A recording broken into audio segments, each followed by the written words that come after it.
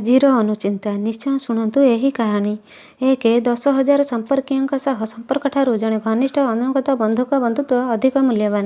ସର୍ବଦା ଖୁସିରେ ରୁହନ୍ତୁ। 1. ଜେଜେବାପା ସଦାବେଳେ ନାତିକୁ କୁହନ୍ତି, ଖୁସିରେ ରହ। ନାତି ବଡ଼ ହେଲା ମଧ୍ୟ ବୟସ୍କରେ ପରିଣତ ହେଲା, ସଂସାର ଜଞ୍ଜାଳରେ ପଶିଲା। ବାପା ସେତେବେଳକୁ ଅତି ବୃଦ୍ଧ, ତଥାପି ସେ ଯେତେବେଳେ ନାତି ସହିତ କଥା ହୁଅନ୍ତି, କହନ୍ତି ଖୁସିରେ ରହ।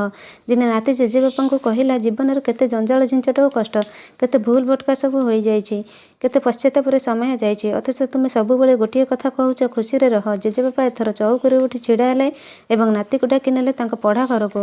ପଢ଼ା ଘରେ ଧାଡ଼ି ଧାଡ଼ି ହୋଇ ରହିଥିବା ବହି ଭିତରୁ ସେ ଗୋଟିଏ ବହି ବାହାର କଲେ। ସେ କହିଲେ, ବୁଝିଲି ପୁଅ, ଏ ପୁସ୍ତକର ନାମ ହେଉଛି ତାଲମୁଦ, ହିବ୍ରୁମାନଙ୍କର ପବିତ୍ର ଧର୍ମଗ୍ରନ୍ଥ। ସେଥିରେ 2 ଧାଡ଼ି କଥା ରହିଛି, ଯାହାକୁ ମୁଁ ମନ୍ତ୍ର ଭଳି ମାନିଥାଏ। ତାହା ହେଲା, ତୁମେ କେବଳ ଏତିକି ପଚାରିବ ଯେ, ତୁମେ ପୃଥିବୀରେ ଥିବାବେଳେ ଆନନ୍ଦ ଲାଭ କରିବା ଲାଗି ତୁମକୁ ଅଜସ୍ର ସୁଯୋଗ ଦେଲି, ତୁମେ କେତେ ନଷ୍ଟ କରିଛ।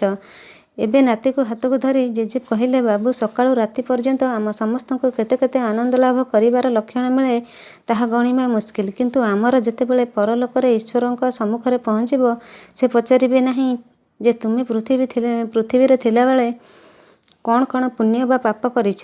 ସେ ଦୁର୍ଭାଗ୍ୟ, ଆମେ ଅନ୍ୟ ସବୁ ବାଜେ କଥା ଲାଗି ସେସବୁକୁ ହାତଛଡ଼ା କରିଦେଉ। ଅନେକ ସମୟରେ ସେସବୁ ବିଷୟରେ ଜାଣି ବି ପାରୁନା। ଭାବିଲୁ ଥରେ, ଏହା କେତେ ବଡ଼ ଭୁଲ ନୁହେଁ ସତେ? ତେଣୁ ସର୍ବଦା ଖୁସିରେ ରହ। କୌଣସି ଦ୍ରବ୍ୟର ମୂଲ୍ୟ 2ଟି ସମୟରେ ଜଣାପଡ଼େ, ତାହା ପାଇବା ଆଗରୁ ଓ ତାକୁ ହରାଇବା ପରେ। Thank for watching. Subscribe my channel. ଧନ୍ୟବାଦ।